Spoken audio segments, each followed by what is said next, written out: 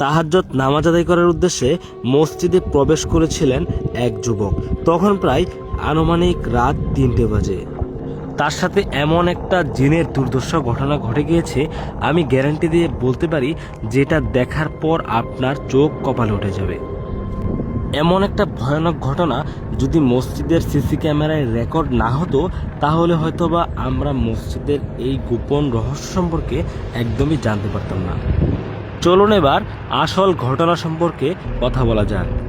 এই গভীর রাতে আমরা মসজিদের 2জন লোককে দেখতে পাচ্ছি। একজন শুয়ে আছেন, তিনি হলেন মসজিদের ইমাম সাহেব। অপরজন ব্যক্তি মসজিদে এসেছেন তাহাজ্জুদের নামাজ আদায় করতে। এতক্ষণে তিনি 2 রাকাত তাহাজ্জুদের নামাজ আদায় করে ফেলেছেন, কিন্তু এক পর্যায়ে তার হাতে আমরা ফোন লক্ষ্য করতে পারছি। আসলে এই গভীর রাতে তাহাজ্জুদের সময় মসজিদে ফোন ব্যবহার করাটা কতটা যুক্তিসঙ্গত। তিনি সম্ভবত মসজিদের ভিতরটা তার ফোনের ক্যামেরা দ্বারা ভিডিও করছেন।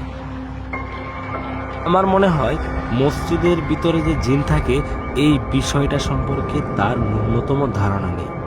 আমরা অনেক সময় মসজিদের ভিতরে গিয়ে এমন কিছু ভুল করে ফেলি, যেই ভুলের মাসুল আমাদের জীবন দিয়ে দিতে হয়। ভিডিওটি না টেনে দেখতে থাকুন, আসল ঘটনা এখনই দেখতে পারবেন।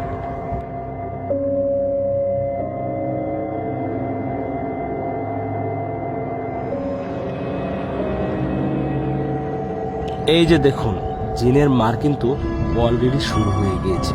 তার গালে কোনো একটা অদৃশ্য শক্তি সজোরে আঘাত করেছে, কিন্তু সে এই বিষয়টা বুঝতে পারছে না তার সাথে এটা কি হচ্ছে। আবারও কিন্তু তার গালে একটা চর মারা হয়েছে।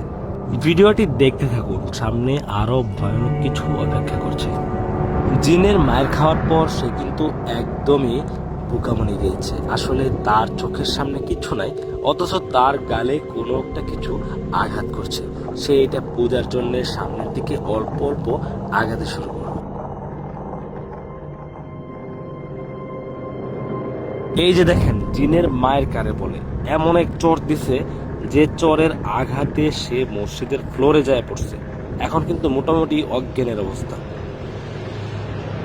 মায়ের আঘাতে আর ভয়ের কারণে সে কিন্তু বর্তমানে খিঁচুনি শুরু করছে। দেখেন, মানে উঠে দাঁড়ানোর মতো কোনো শক্তি নাই, মুখ দিয়ে কথা বলার মতো কোনো শক্তি নেই। এর খিঁচুনির আওয়াজে কিন্তু ইমাম সাহেবের ঘুম ভাঙছে। ভাঙার পর দেখেন, মানে হুজুরা কিন্তু অবাক হয়ে গেছে যে লোকটার সাথে কি হলো। এতক্ষণ পর্যন্ত হুজুর তো বিষয়টা খেয়াল করেনি। যখন দেখতে পারলো যে এই অবস্থা, তখন হুজুরও এক প্রকার মানে বাকরুদ্ধ হয়ে গেল যে কি করবে এখন। এরপর দেখেন হুজুর একটা বুদ্ধিমানের কাজ করে, যার কারণে কিন্তু লোকটি মোটামুটি বেঁচে যায়। তিনি কিন্তু আজান দেওয়ার জন্য চলে গেছেন সরাসরি। দেখেন আসলে এলেম কতটা গুরুত্বপূর্ণ। আমরা সাধারণ মানুষ মসজিদে গিয়ে যদি জিনের খবরে পড়ি, তাহলে আমাদের যে কি অবস্থা হবে আমরা আসলে বলতে পারি না। উনি কিন্তু বুদ্ধি করে, আসলে এলেম থাকার কারণে কিন্তু তিনি আজান দেওয়া শুরু করছেন। আজানের কারণে কিন্তু লোকটি দেখেন স্বাভাবিক হয়ে গেছে।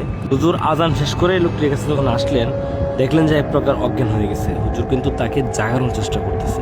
এখন হুজুরের এখানে কি করণীয় আছে? আসলে এত গভীর রাতে হুজুর কি করতে পারে? এরপর যখন দেখলেন যে তার ফোনটা সামনে পড়ে আছে, সেই ফোনটা কিন্তু হাতে নিলেন। অতঃপর দেখলেন যে কোনো একজন লোকে মনে হয় কল করছিল। তো হুজুর আবার তাকে বিষয়টা খুলে বলতেছে, আসার জন্য বলতেছে। তো এই হচ্ছে অবস্থা। তো এই ভিডিওটির মাধ্যমে আমাদের একটা বিষয় শেখার আছে, যে আমরা মসজিদে গিয়ে কখনোই এই ধরনের ভুল কাজগুলো করবো না।